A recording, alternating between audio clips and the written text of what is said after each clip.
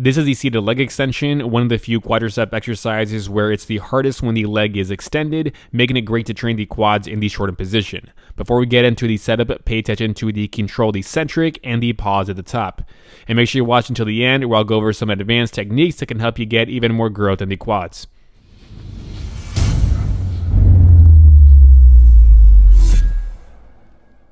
For the setup, we want the knee in line with the axis of rotation. A lot of leg extensions will have some kind of marking to identify it, but it's essentially the pivot where the arm of the machine rotates around. Most of the time, this means that the back of the knee should be tucked firmly on the front of that seat cushion like this.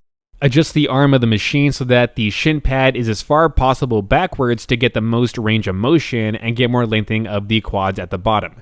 If your leg extension machine has a limited range of motion and doesn't go all the way back like this, you can roll up a mat or use a foam pad and place it on the shins to give you more range of motion on the way down. And also adjust the shin pad so that it is on the lowest part of the shin right above the shoe. Then adjust the backrest so that the lower back is still in contact with the pad. Have the feet in line at the same width of the hips. Grab the handles firmly and pull yourself into the seat and you're ready to go up. Lead the way up with the heels, exhaling as you go up, and get a pause at the top of as many reps as you can.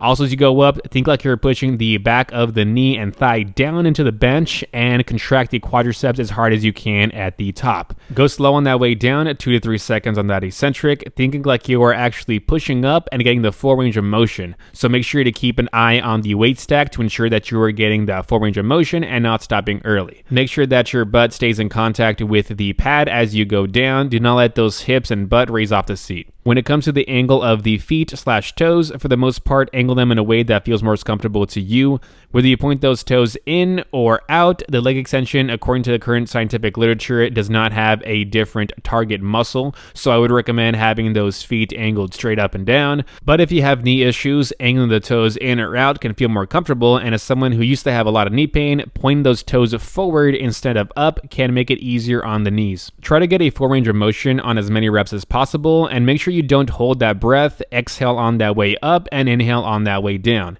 And for the advanced lifters, as you may notice by now, you can use wrist straps to help secure yourself into the seat, which can help improve mind-muscle connection and help you achieve a better contraction on the quads, since you won't have to worry about squeezing those handles super tight and pulling yourself into the seat really hard. Also, for the advanced lifter, intensity is key, and how you know you are pushing hard enough is on those last few reps. It should look similar to this, where when the legs get to a sticking point, almost like you can't go up any higher, but then pushing a little bit harder to squeeze out the last range of motion, and after that, you could even get some assisted partials like this, or just regular unassisted partials.